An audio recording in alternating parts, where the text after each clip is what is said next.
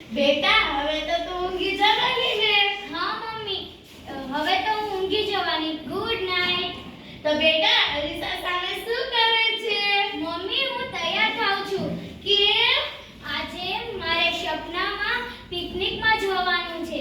સારું, આલે પાણીની બોટલ લઈ જવાનું ભૂલતી નહીં.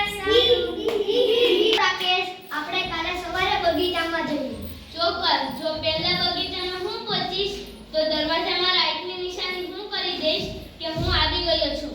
તો હું પહેલા પહોંચીશ તો તે રાઈટની નિશાની લખી ગયેલો છે તે હું ભૂસી નાખીશ. નવા ડિટર્જન્ટ પાવડરથી શર્ટ ધોયું તો નાનું થઈ ગયું. હવે શું કરું? તું શર્ટમાં થઈ જા. એ કેવી રીતે? એમાં શું છે? એ જ પાવડરથી તું પણ નાહી લે તો એકદમ સરળ. રાવણને તો કેવું સુખ સોનાની લંકા હોય, ઘણા બધી રોકર હોય. અલિયા, તને રાવણને દુખી તને ખબર જ નથી. એ ઊંઘે ત્યારે તે ફરતું ફરી જ ના શકે અને તું જ કહે રોજ સવારે તેને 10 દાંતણ કરવા પડે. અને હા, રાવણને માથું દુખે તો તેને 10 માથા દબાવવા પડે. હું યમરાજ છું. મોટુ, હું તને લેવા આવ્યો છું. ચાલ. વેઇટ. કેમ? લો, પહેલા હાથ સે